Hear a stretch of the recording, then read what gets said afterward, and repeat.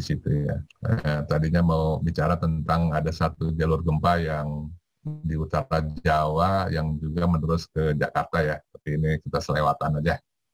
Kalau kita melihat di sini ini Laut Jawa ya, ini Pulau Jawa, ini misalnya Jakarta. Nah di bawah daerah Jakarta ini ada satu sesar namanya sesar Baribis. Ya. Itu juga berbahaya kalau untuk daerah Jakarta, Semarang, Surabaya. Buktinya banyak. Nah, salah satunya kalau kita melihat dari seismik refraksi di daerah Subang ini dan di wilayah Jakarta juga ya kelihatan bumi yang terbelah oleh sesar Jakarta ini. Salah satunya yang kita lakukan untuk mitigasi tsunami ya kita membuat peta zonasinya seperti ini di Kota Padang gitu ya. Jadi kita bisa perkirakan kalau gempa yang magnitudo 8,8 yang terjadi di Mentawai, kira-kira tsunami-nya sampai mana di Kota Padang ini, sehingga kita bisa siap-siap lah gitu ya. Kalau itu terjadi harus lari kemana dan sebagainya. Nah ini yang tadi itu, jadi potensi megatrust yang ke depan selain di Mentawai, di selatan Jawa, selatan Jakarta juga mungkin terjadinya, meskipun datanya belum banyak ya. Kita lihat seperti apa kalau terjadi. Nah ini kan karena ada pengangkatan di bawah laut, nah kelihatan ini tsunami-nya menyebar kan, ini jamnya nih. Nah kita lihat berapa lama waktu tiba tsunami di Jakarta misalnya. Nah ini kan pertamanya dia merambat ke Selat Sunda, bahkan sampai ke Yogyakarta pun sampai, kalau gempanya sampai magnitudo 9 itu ya. Nah ini dia lewat ke Selat Sunda, ini yang detailnya ya.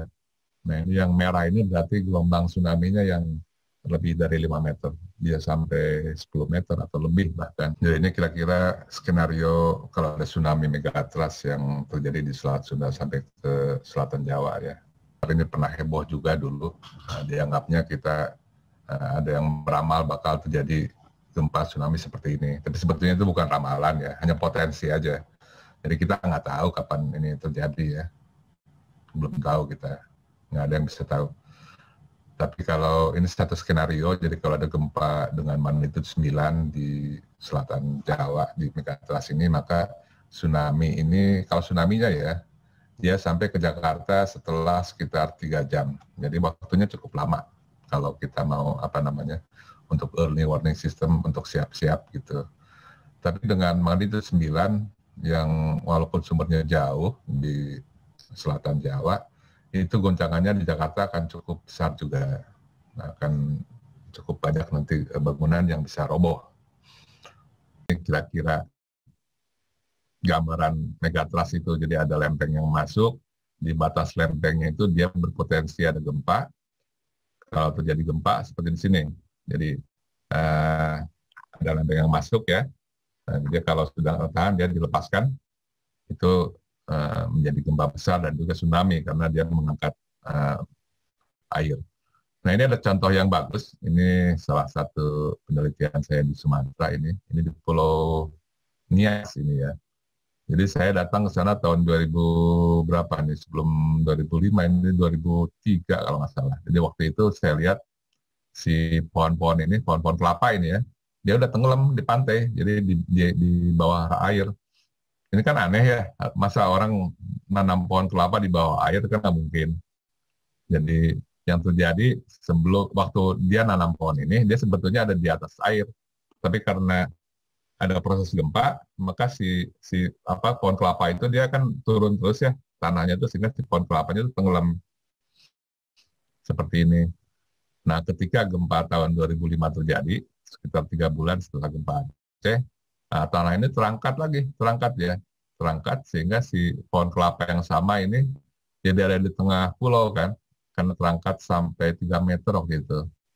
Nah, jadi kira-kira gempa yang megatrust itu seperti itu. Jadi ini didorong gitu ya, si Pulau Sumatera itu didorong oleh tekanan dari lempeng samudra ya, Australia dan lempeng Hindia, lautan Hindia itu. Nah, setelah dia nggak sanggup lagi menahan dorongan, ya udah dilepaskan seperti ini. Yang terjadi di sini pertamanya dia tenggelam, si laut-laut Kepulauan Mentawai itu, setelah nggak bisa ditahan lagi dorongannya, maka dilepaskan sehingga dia naik ke atas. Ini di Pulau Semelu, jadi setelah gempa Aceh 2004 dan 2005, yang tadinya di bawah laut sekarang jadi muncul, jadi tanahnya makin luas gitu ya. Nah, ini koral-koral semua ya terangkat ke atas. Ini di Pulau Nias terangkat sekitar 3 meter. Tapi selain yang terangkat, ada juga yang tenggelam. Nah, kalau yang di sebelah timurnya ini di daerah Nias Simelut juga ya.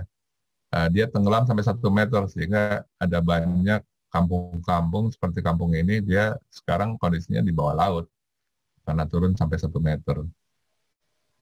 Apakah kita bisa mengukur pengangkatan oleh gempa yang terjadi itu dari 2004 ke 2005? Bisa gitu ya. Jadi kebetulan kalau di Sumatera ini ada satu koral, jenis koral namanya itu koral mikroatol atau masif koral. Nah, koral ini dia akan selalu hidup ya, selagi dia masih hidup ya, dia selalu hidup persis di bawah muka air, di bawah muka air surut ya. Jadi sekarang setelah gempa kan si pantainya terangkat, sehingga si koral ini kan terangkat juga dan mati dia. Jadi si koralnya dia akan mati kalau terangkat dari muka air. Nah, makanya kita bisa mengukur waktu ada gempa Aceh, misalnya di sini dia berapa terangkatnya, upliftnya berapa. Nah, itu kita ukur semua di sana, di Pulau Simelu, di Pulau Nias gitu ya. Sehingga kita bisa petakan.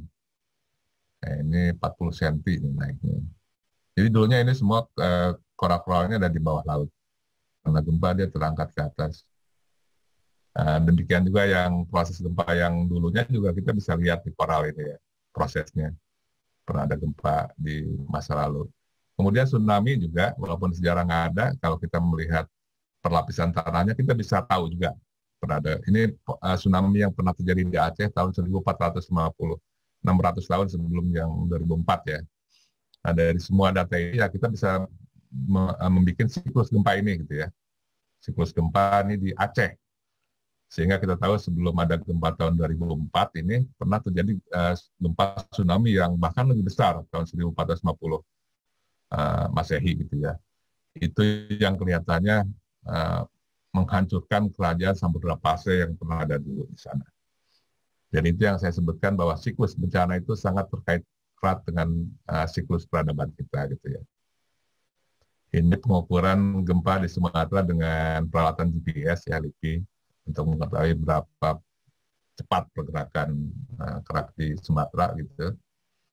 Nah, ini memperlihatkan tentang perkiraan ke depan gitu ya. Setelah terjadi banyak sekali gempa megatrust di Sumatera, mana yang ke depan yang berbahaya. Nah, kira-kira di sini. Yang pertama ini adalah di depannya Kota Padang ya, di Mentawai. Ini potensinya masih sekitar 8,8 skala Richter. Kemudian bisa juga di Selat Sunda ini, sampai ke selatan Jawa. Itu potensinya bisa 9.